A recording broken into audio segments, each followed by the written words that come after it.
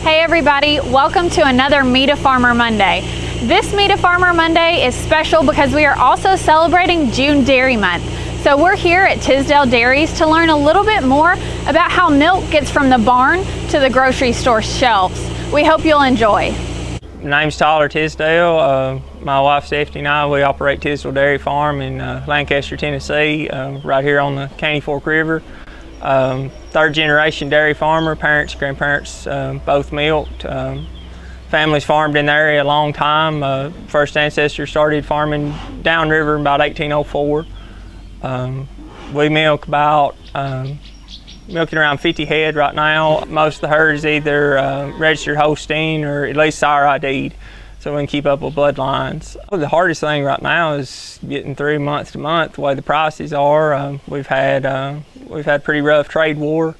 Once we got over that, the pandemic kind of hit and threw prices in a tailspin. There's been a lot of consolidation in dairy right now. There's not many dairy farmers left. We're the last one in Smith County. There's about a dozen or so left on our route with our hauler. We go to Purity Dairies in Nashville. I'd say the most rewarding thing about it, being able to get a good crop in, seeing a calf take her first little wobbly steps, the same one you've seen her mother, grandmother, great-grandmother, many generations of the cows born here. Just watching the sunrise, it's just you can say God's hand in it. It's just something spiritual about it, working with the cows and just doing what you love and doing what you want to do. The main difference is the lack of dairies around us. When I was a kid, there was 3 or 4 right here. My grandmother's brother and uncle both had dairies just a few miles away. Now we're down, I think we're probably 20 miles to another dairy now. That's one of the major changes, is just the loss of dairies over the years. Okay, when the cows come in, they've got their feed provided in a feeder for them. They get dipped with an iodine dip. It's a sanitizing dip. Dip each quarter. And just we take a paper towel, each cow gets their own towel, and we throw them away when we're done. Make sure they're good and clean and ready to go. And when they're done, just attach the milker, attach the claw to them.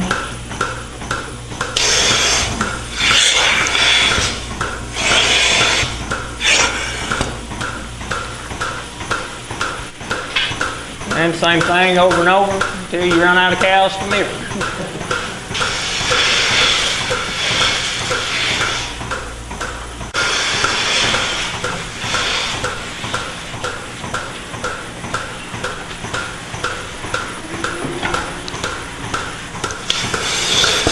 I'm on a 12 and 12. Try to. Milk them every 12 hours.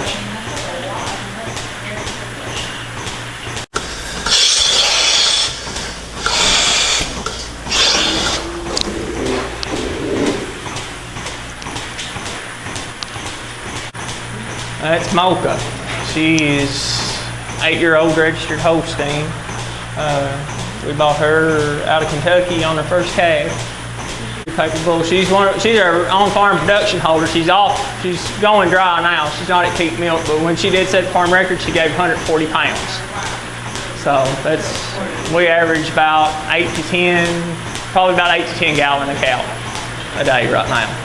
That's about what we're doing production-wise. So with 6 cows going in the sun and 50 cows, how long does it take you to do? Milking, cleanup, calves and all, about probably 3.5 hours. All together, twice a day, 365, 7 days a week. If the milk is on, we're here. Have you got somebody that helps you, like No, y'all on vacation? No. We've been in the barn ever since we married.